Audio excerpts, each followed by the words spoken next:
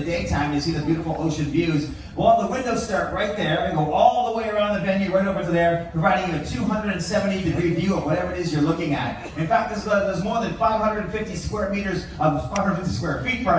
glass that cover the back of 270 that make this a pretty amazing place to come in and just enjoy a cup of coffee or just relax and enjoy reading a book. But they can also, at any time, turn this venue into whatever you want, and that's what we're going to show you right here. When they designed this venue, folks, they threw the budget out and said, spend whatever you need to spend to make it the coolest lounge on any one of our ships. So they dropped $33 million on the technology right here inside this venue alone. And to put that into perspective for you folks, Royal Caribbean's very first ship, the Song of Norway, the entire cruise ship didn't cost $33 million.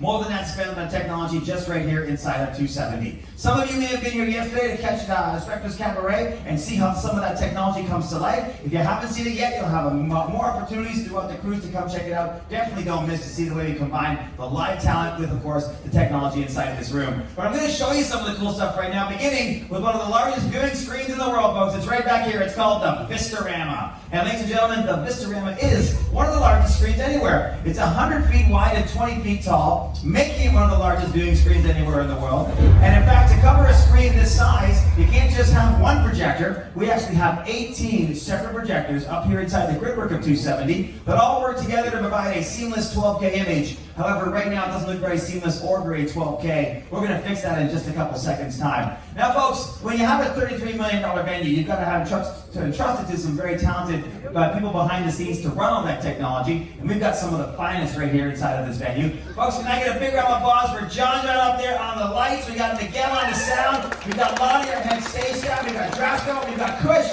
our stage and production managers right here inside this venue. But we also have a virtual assistant. Now, the virtual assistant is much like you might have at home with a Siri device, a Google device, or an Alexa device, and you can shout out commands to play music, turn your lights on and off, lock your doors, that sort of stuff. We can do the same things right here inside 270 by shouting out commands to our virtual assistant, who always goes by our current stage and production manager's name. In this case, it's going to be Kush. So, folks, we need you guys in a couple seconds. I will count to 3. I need you guys to shout out nice and loud a great big "Hey Kush!" Moms, dads, boys and girls, ladies and gentlemen, all together, and we'll get some stuff happening on that screen. So we'll start it right now. Give me a great big "Hey Kush" on the count of 3. 1, 2, 3. That was beautiful. Hey Kush, will you please focus those projectors? Now, folks, what Kush is doing is taking all 18 projectors, properly focusing them and aligning them so they look a whole heck of a lot better than they did just a couple seconds ago. Now that 17 and 18 are coming into alignment, we are ready to move on with the next portion, which is going to be our test pattern. So one more time on the count of 3, give me a great big "Hey Kush." 1, 2, 3. Hey Kush, show us the test card, please.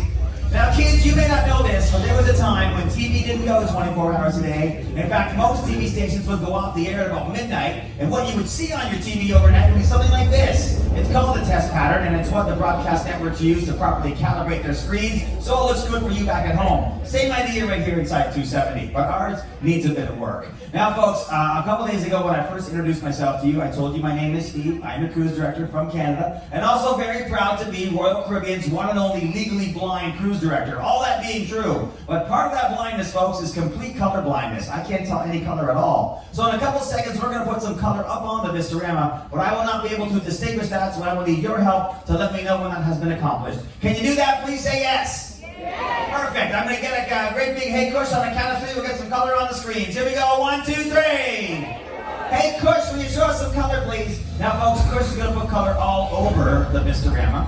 And when he's done, I need you guys to applaud nice and loudly so that I know we have color on the screens. I shall stand here and wait patiently for your applause.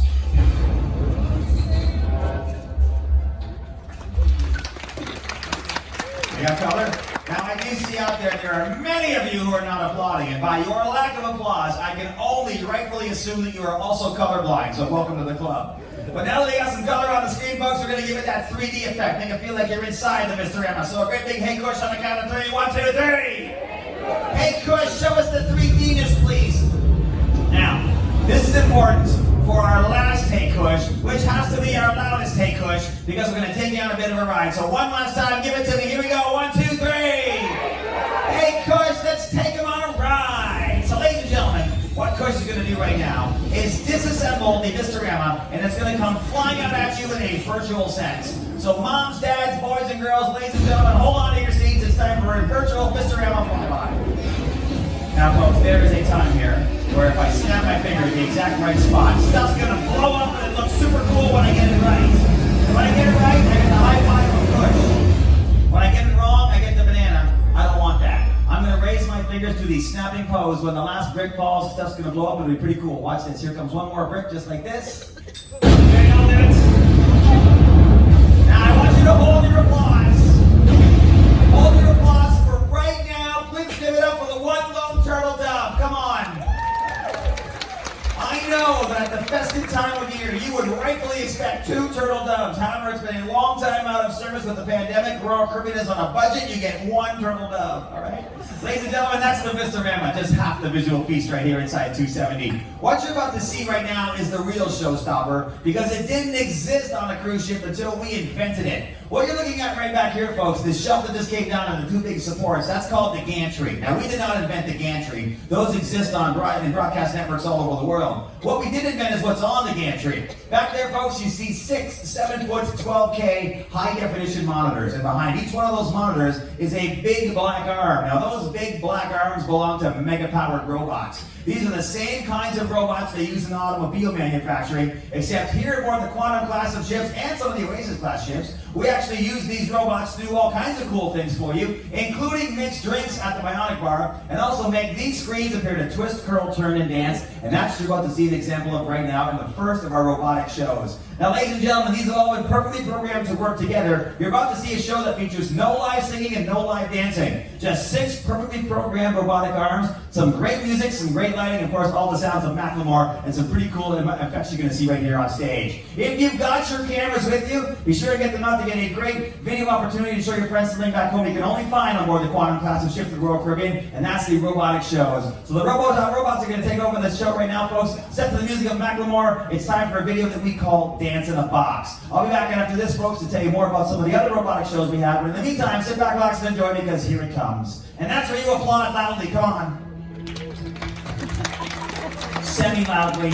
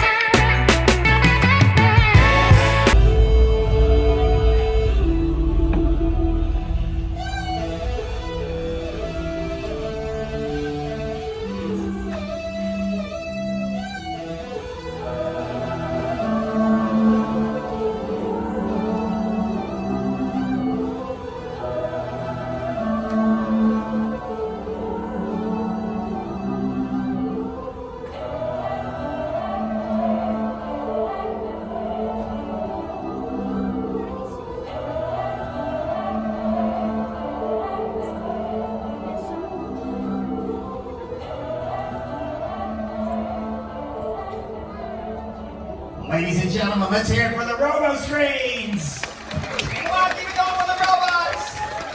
They're cool. Now, ladies and gentlemen, you may be wondering how much that whole thing costs. I mentioned the whole venue was $33 million. Each one of the robotic arms back there is $750,000 a piece. You combine that with the cost of the screens, the gantry itself, the lighting, of course, the research and technology, and the programming. You look at about $7.2 million of technology right here, just in the Roboscreens part of the whole show. So it's pretty cool when you see Spectre's Cabaret, how the robots actually interact with the entire show and make it part of the whole thing. It's pretty cool when you see that. If you haven't seen it already, many opportunities for you to see it coming up this cruise. Now, folks, of course, we've got several ships in the Quantum class. We have the Quantum of the Seas, which was the original one, the Anthem of the Seas, which was our second ship, Ovation third, Spectrum fourth, and now we have the Odyssey of the Seas, all of them featuring this wonderful 270 venue. In fact, they have a brand new robotic show that's being installed on the Odyssey of the Seas, and hopefully we'll have it here soon. We're about to show you something pretty cool, folks, because we have the second in the series here of our live action robotic shows to show you. Now, when they invented, first of all, this Dance in a Box for the Quantum, they wanted to keep upping the game for it and see what they could put these robotic arms and make them do. So they came up with a concept called Oceanides. Now, what we're going to show you here is a behind-the-scenes making of Oceanides, because not only did it take a lot of planning, a lot of enacting those plans and making it work, also a lot of money and a lot of time, all for a 4.5, 5-minute video that you're going to see in a few seconds' time. But this is going to show you all the challenges they went through in making of Oceanides. All this work behind the scenes just to put together a robotic show right here for Inside of 270. So sit back, relax, and enjoy. This is called The Making of Oceanides. Then we'll show you the finished product in a few moments' time.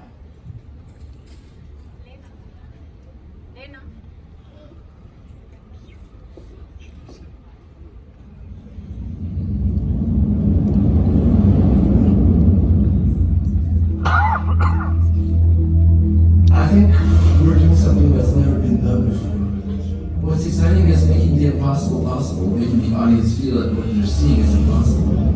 We are at the precipice of a completely new form of cinematography.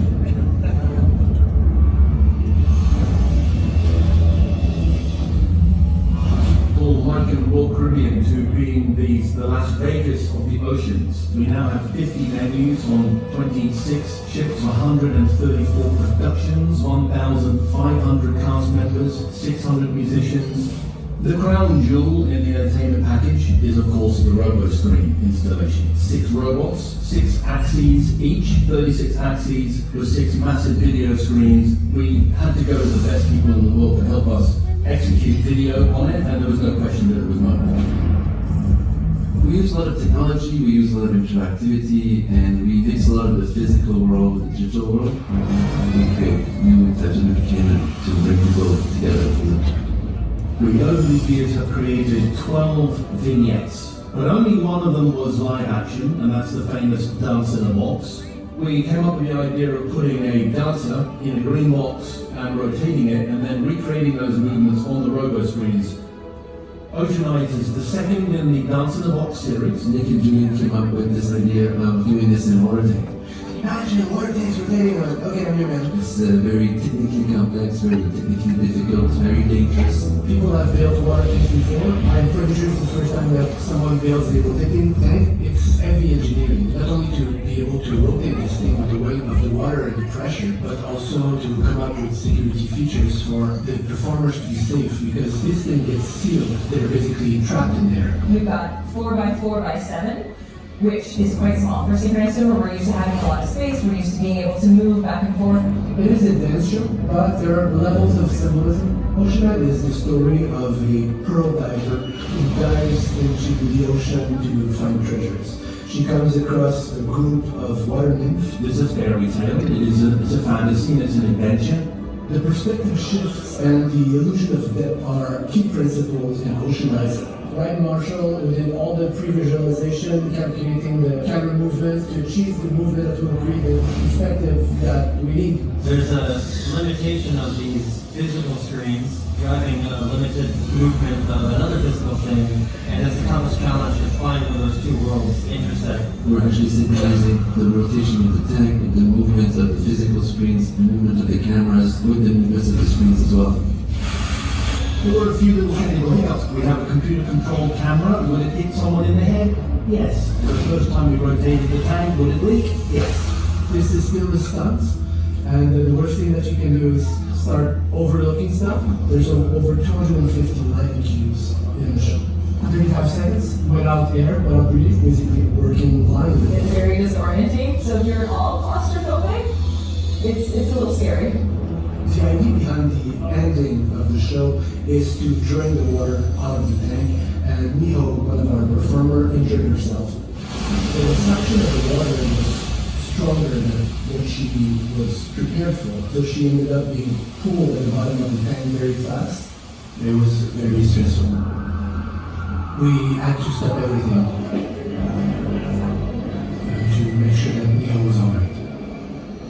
So we really didn't know if Miho would be able to get back on the set. Miho did come back the next day with a big smile, and she wanted to get back in the tank and finish filming her scenes. It was very inspiring. We decided on a new ending which would be symmetrical to the beginning. Everything was real, live on camera. We wanted to use real animals. Koi fish are colorful, tropical, and caiman's, small crocodiles, and one baby alligator. It's really impressive when you start seeing these tanks moving. You're like, wow, this is impossible. What's going on? It's fantastic. It's really fun. I mean, we have a really great creative space to be working and to be growing. I am a kid at heart. This is obviously my time. Very happy. Over the moon. I think with this film we achieved something that is both aesthetically and technically a prowess. This really is a dynamic video live performance that I think will be awe-inspiring to people that see it. I feel extremely lucky to bring back what's at the heart of World Caribbean, the ocean. There was a tendency for us to slightly forget the ocean outside the window. This is a really good reminder of what we're doing and where we are. I think that's a good line to close out on.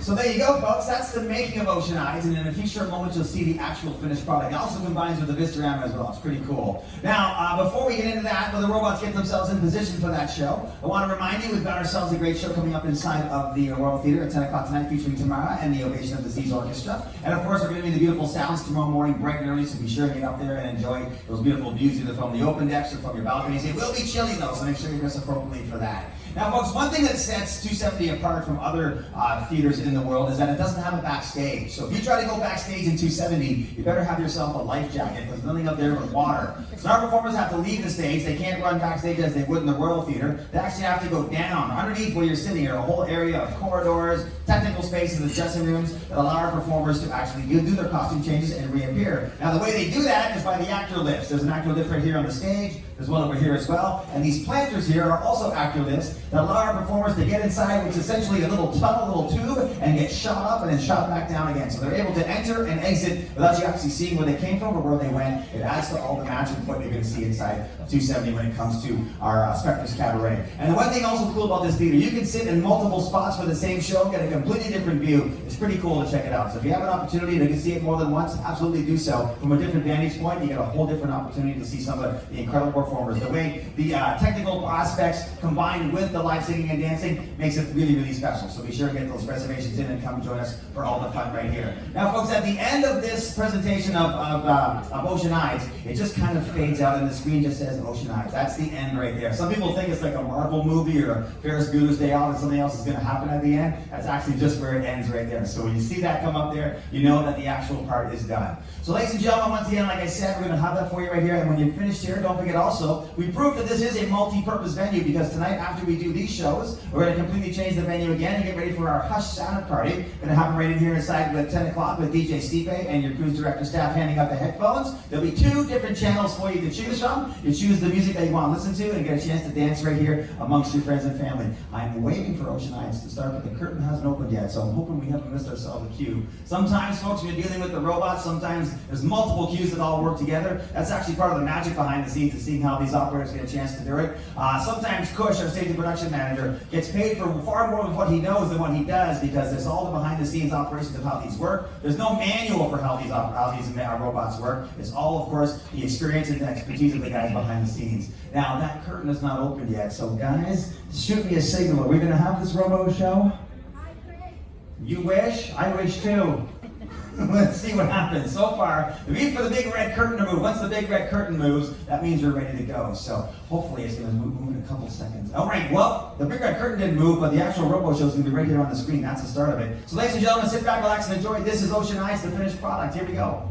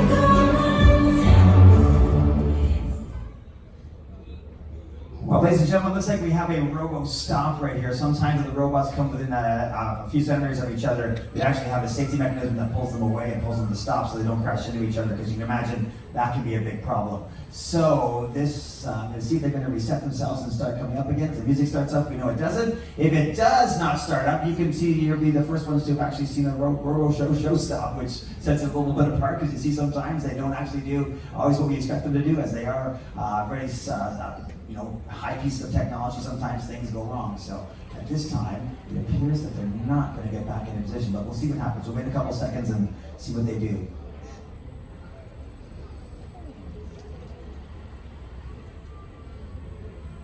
They're fading to black. So that looks like that's not going to happen. But we do appreciate you coming out and joining us, folks. And I'm sorry for the little technical glitch we had right there.